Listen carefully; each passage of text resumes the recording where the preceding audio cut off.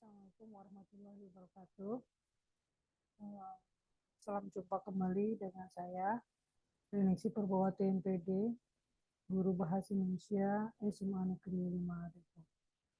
Dalam kesempatan ini, saya akan menyampaikan materi dengan topik teks cerita sejarah. Materi ini merupakan materi untuk kelas 12, baik MIPA maupun IPS.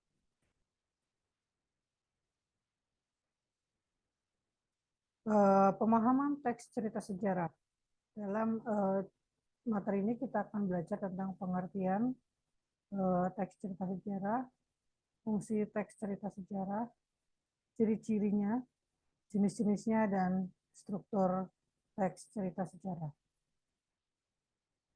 Teks cerita sejarah adalah naskah cerita atau narasi rekaam yang mengandung unsur-unsur sejarah. Dalam teks sejarah ada beberapa unsur nyata, misalnya tokoh, nama tempat, dan peristiwa. Namun, dalam teks cerita sejarah terdapat pula cerita yang sifatnya rekaan. Misalnya mitos-mitos, asal-usul negeri, mitos kedatangan sebuah agama, dan mitos alegori. Ciri-ciri teks cerita sejarah. 1. Menampilkan latar masa lalu.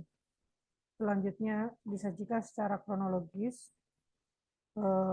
Kemudian ciri lain adalah isi berupa fakta atau opini atau fiksi. Kemudian yang terakhir adalah sering menggunakan konjungsi temporal.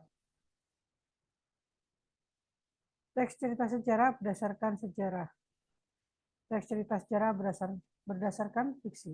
Itu adalah jenis teks cerita sejarah. Jadi jenis teks cerita sejarah ada dua jenis, yaitu teks sejarah yang berdasarkan fakta sejarah dan teks cerita sejarah yang berdasarkan fiksi. Struktur teks cerita sejarah. 1. Abstrak. 2. Orientasi. 3. Komplikasi. 4. Klimaks. 5. Resolusi. Dan yang ke-6 koda. Kemudian, apa fungsi dari teks sejarah? Fungsi dari teks sejarah apabila kita membacanya yang pertama untuk rekreatif. Artinya saat kita membaca teks cerita sejarah maka kita akan terhibur dan membuat hati kita menjadi senang. Kemudian inspiratif. Fungsi yang kedua dari teks cerita sejarah adalah inspiratif. Saat kita membaca sebuah teks cerita sejarah bisa saja teks tersebut akan menginspirasi apa yang akan kita lakukan di masa mendatang. Yang ketiga ada instruktif dan yang keempat edukatif. Jadi banyak pembelajaran yang bisa kita ambil dari teks cerita sejarah yang telah kita baca. Selanjutnya, informasi dan unsur pembangun teks cerita sejarah.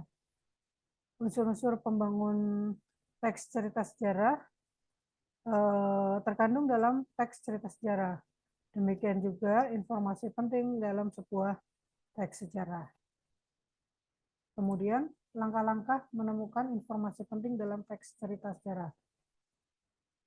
1. Membaca teks cerita atau novel sejarah dengan seksama. Langkah kedua, mengidentifikasi pokok isi dalam teks cerita atau novel sejarah. Dan yang ketiga adalah mencatat pokok-pokok isi dalam teks cerita sejarah atau novel sejarah. Unsur-unsur pembangun teks cerita sejarah. Seperti halnya dengan karya sastra prosa yang lain, seperti novel pada umumnya, teks cerita sejarah mengandung dua unsur, yaitu unsur intrinsik dan unsur ekstrinsik.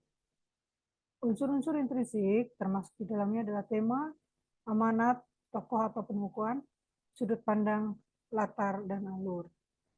Kemudian unsur ekstrinsiknya adalah kebesaran pemerintahan, corak penceritaan, unsur keagamaan, unsur politik, unsur ekonomi, dan unsur sosial. Selanjutnya, nilai-nilai yang terkandung dalam teks cerita sejarah. Nilai-nilai ini biasanya ada dalam kehidupan masyarakat di mana teks sejarah itu dikembangkan atau saat sebuah sejarah terjadi. Yang pertama, nilai moral. Yang kedua, nilai kepahlawanan, nilai religius, nilai budaya, dan nilai sosial. Nilai-nilai ini pun masih berlaku sampai saat ini di era modern. Kemudian, ciri kebahasaan teks cerita sejarah. Yang pertama, keterangan-keterangan. Keterangan-keterangan itu maksudnya ada informasi-informasi yang bersifat fakta sejarah. Kemudian mengandung kata sifat, mengandung bahasa kias, dan mengandung majas. Kemudian, saat menulis atau menyusun teks cerita sejarah, kita bisa melakukan dengan cara menulis kreatif. Dan sebelumnya kita bisa melakukan wawancara. Demikian materi kita pada kesempatan kali ini.